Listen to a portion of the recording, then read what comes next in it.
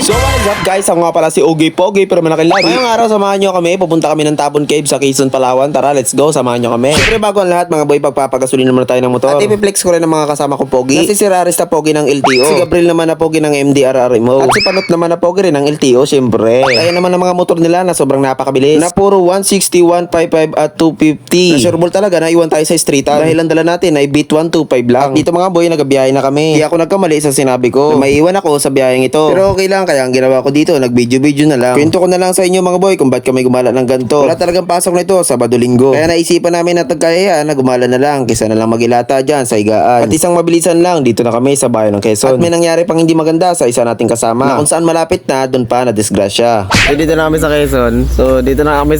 Dito para simplang. Pinayday mo? Pakita mo yung simplang mo. Na simplang dito, naapi. Naapi ng daan. Oh, di ba na disgrasya na, tinagtawanan pa. Pero okay lang yan, di naman malala ang pagkasimplang niya. Tumba lang talaga siya nang hindi sinasadya. Tara mga boy, biyahe tayo ulit. Pahinga lang kasi tayo doon, saglit. Hindi pa talaga tayo nakakarating sa ating destinasyon. Pero bago kami makarating, may nakita kaming view. Kaya kami kayo nag-stop at nag-video. Para dito na tayo sa may malapit na sa Tabon Cave. So naginto lang kami kasi may magandang isla dito. May kita yan sa likod ko. Ito yung isla. Let's go mga boy, baba na tayo. Pero bago ang lahat, set up muna natin ang camera. Kasi kunting baba na lang, andun na tayo sa destinasyon. Kung bababa sila, kukunan natin sila ng video. Kasi kunti na lang, malapit na tayo.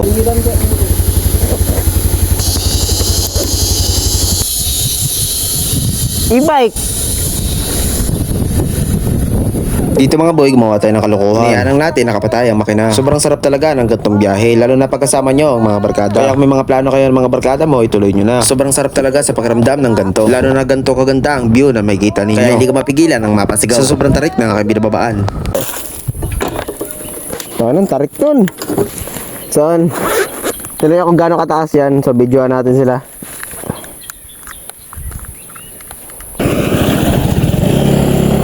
Let's go! Let's go, man! Let's go! Let's go! Sundan natin sila. Kita nyo yun guys kung gano'ng katarik yung daan na yun. Let's go! Check mo rin siya ng labi niyan. At sa wakas mga boy, andito na tayo. Kaya bibili muna kami ng makakain. Kaya kasi namin, meron dito mga resto. Kaya hindi kami kumain bago umalis. So mga boy, bili muna tayo ng pagkain natin para sa loob tayo gutom. Ito, may tindahan dito. Bili muna tayo ng pagkain. Ito tayo yung tubig na. Wala pang almusal pero binili puro chichirya. God, the best yun ah. Sa maya-maya lang, dito na tayo. Hindi ko na-expect na ganito pala kaganda dito. Kaya hindi ako nagsisi na sumama dito. Kaya hindi ko na napigilan ang sarili ko. Kaya agad ko nang kinuha yung cellphone ko para makapag-video-video. Punta tayo sa boardwalk. Boardwalk na yan. Oo, tignan nyo naman yan. Sobrang ganda naman yan. Mapapatalaga ka na naman talaga naman kasi. Tignan mo, bininyagan ka agad oh. Yun oh, si Danao. Kaya pala mga pre, dito rin makikita ang isla ng Sidanao. Isa rin yan sa mga sikat na pasyalan dito sa Quezon, Palawan. Kaya kung ikaw na hindi ka pa nakakapunta ng Sidanao, pues ako rin pre, hindi pa nakakapunta sa Sidanao. Kahit dito ako sa Palawan nakatira. So yun nga mga pre, tamang lakad-lakad na tayo dito sa gitna ng boardwalk. Feel namin ang ganda ng view dito sa Tabon Cave. Kaya habang naglalakad mga pre, tamang kwentuhan lang habang nag-i-enjoy sa magandang view. Dahil sa sobrang ganda, di mo na maiwasan na makapag-emote dito sa tabing dagat. Dito lang.